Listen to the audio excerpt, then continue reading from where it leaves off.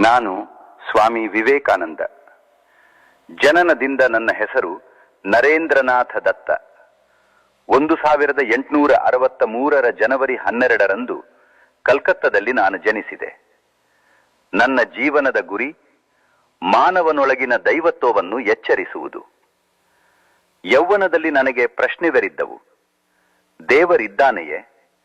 ಜೀವನದ ಅರ್ಥವೇನು? ಆ ಪ್ರಶ್ನೆಗಳಿಗೆ ಉತ್ತರ ಕೊಟ್ಟವರು ನನ್ನ ಗುರು ಶ್ರೀ ರಾಮಕೃಷ್ಣ ಪರಮಹಂಸರು.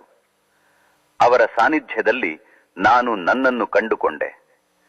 ಸನ್ಯಾಸವು ನನ್ನ ಪಾಲಿಗೆ ಓಡಿ ಹೋಗುವ ದಾರಿಯಲ್ಲ, ಜನಸೇವೆಯೇ ಜನಾರ್ದನ ಸೇವೆ ಎಂದು ನಾನು ಕಲಿತೆ. ಬಡವರಲ್ಲಿ, ದುರ್ಬಲರಲ್ಲೇ ದೇವರನ್ನು ನೋಡಿದೆ. ಕೈಯಲ್ಲಿ ಕಮಂಡಲು, ಮನಸ್ಸಿನಲ್ಲಿ ಭಗವದ್ಗೀತೆ. 5 ವರ್ಷಗಳ ಕಾಲ ನಾನು ಭಾರತವನ್ನೇ ಸುತ್ತಿದೆ. ಈ ದೇಶದ ನೋವು, ಶಕ್ತಿ, ಆತ್ಮಗೌರವ ಎಲ್ಲವನ್ನೂ ನನ್ನ ಹೃದಯದಲ್ಲಿ ಹೊತ್ತುಕೊಂಡೆ. 1893 Chicago sisters and brothers of America, ಆ ಒಂದು ವಾಕ್ಯದಲ್ಲಿ ಭಾರತ ಜಗತ್ತಿಗೆ ಮಾತಾಡಿತು. ಸಹಿಷ್ಣುತೆ, ಏಕತೆ, ವೇದಾಂತ, ನಮ್ಮ ಸಂಸ್ಕೃತಿಯ ಶಕ್ತಿಯನ್ನು ನಾನು ಸಾರಿದೆ. ನಂತರ ನಾನು ಸ್ಥಾಪಿಸಿದೆ ರಾಮಕೃಷ್ಣ ಮಠ ಮತ್ತು ರಾಮಕೃಷ್ಣ ಮಿಷನ್. ನನ್ನ ಮಂತ್ರ ಒಂದೇ: ಆತ್ಮನೋ ಮೋಕ್ಷಾರ್ಥಂ ಜಗದ್ಹಿತಾಯ ಚ.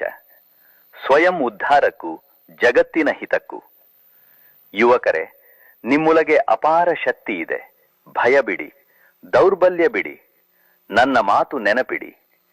ಏಳಿ ಎದ್ದೇಳಿ, ಗುರಿ ಮುಟ್ಟುವ ತನಕ ನಿಲ್ಲದಿರಿ. ನಾನು ಕೇವಲ ವ್ಯಕ್ತಿಯಲ್ಲ, ನಾನು ಒಂದು ಚಿಂತನೆ, ನಾನು ಒಂದು ಜ್ವಾಲೆ.